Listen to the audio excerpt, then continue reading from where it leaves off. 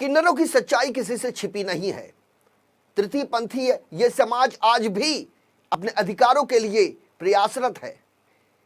समाज के इस तबके को हमेशा अलग नजरिए से देखा जाता है, लेकिन आज हम आपको एक ऐसे किन्नर के बारे में बता रहे हैं जिसने अब पूरे किन्नर समाज का नाम रोशन कर दिया है।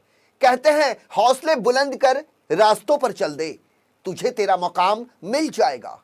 बढ़कर अकेला तू पहल कर, देख कर तुझको काफिला खुद बन जाएगा। जी हां, ये कहावत बिल्कुल सही और सटीक चरितार्थ होती है किन्नर समाज से आने वाले पवन यादव पर, जो अब महाराष्ट्र की पहली और देश की दूसरी महिला किन्नर वकील बन गई है। आपको बता दें कि पवन ने अपनी वकालत की पढ़ाई आर्थिक राजधानी मुंबई से की है। इस दौरान पवन को अपने जीवन में कई तरह की परेशानियां सामने आई, लेकिन कठिन परिस्थितियों से जूझते हुए पवन ने सभी कठिनाइयों का डटकर सामना किया और आखिरकार पवन ने अपने समाज और अपने परिवार से लड़कर अपने लक्ष्य को हासिल कर लिया। लेकिन मौजूदा समय में आज भी भारत में किन्नर समाज के लोगों को जेंडर समानता से वंचित रखा गया है।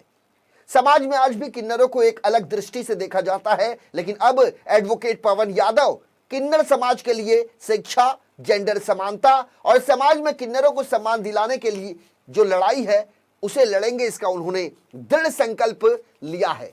तो क्या कुछ कहते हैं एडवोकेट पवन यादव, आइए आपको सुनाते हैं।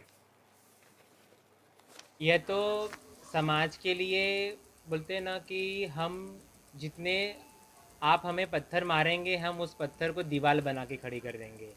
तो मैंने जो एजुकेशन पूरी कंप्लीट की है वकालत अपनी, इस सबसे बड़ी भूमिका है समाज की। समाज अगर हमें ठोकर न देते तो हम ठाकुर नहीं बनते। इसका मतलब अगर लोग हमारी निंदा नहीं करते तो मैं आज वकील नहीं बन पाती।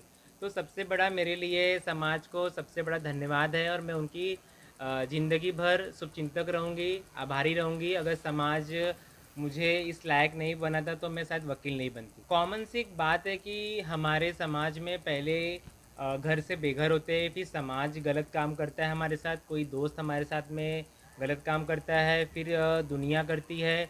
इस तरीके से हम प्रताड़ित हो के मतलब एक जगह से ख़त्म नहीं होते, दूसरी जगह से हम वापस आ जाते हैं।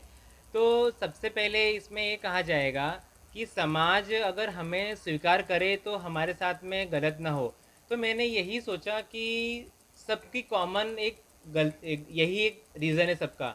तो घर से निकलना सबसे बड़ा एक बोलते हैं ना गलत हो जाता है कि घर से निकलना, और घर से निकलने के बाद जो समाज गलत काम करता है वो हमें बहुत दर्दनाक होती है। तो मैंने कहा जो अगर मेरे परिवार है, अगर मुझे वो मारता है, पीटता है, समाज गाली से मुझे सब चलेगा, पर समाज मुझे परिवार में रह के कुछ करना था और समाज को देख के बहुत ही मुझे दर्द होता था कि मैं कुछ करूं इनके लिए। मुझे मेरा जीवन अपने लिए है ही नहीं, मेरा पूरा जीवन इस समाज को समर्पित है।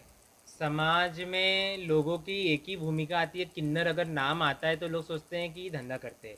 अरे वहाँ तक पहुँचाया किसने? वहाँ तक आप जैसे लोग ही की सोचों ने ही पहुँचाया है। और सबसे बड़ी बात मैं ये कहूँगी कि अगर आपका भाई या बेटा या कोई ना कोई तो उनके पास जाता होगा तो ही देह व्यापार इतना बड़े लेवल पे बढ़ रहा है। और अगर देह व्यापार किन्नर कर रहे हैं तो देश की बेटी बच रही है, देश की बहनें बच रही हैं। अगर किन्नरों देह व्यापार करना बंद कर दे तो महाराष्ट्र में भी सेक्स रेशियो का जो जनगणना है वो बढ़ जाएगा। तो ये आप समाज को शुक्रगुजार करना चाहिए कि हम आपकी जगह ले रहे हैं। मतलब सारी तकलीफ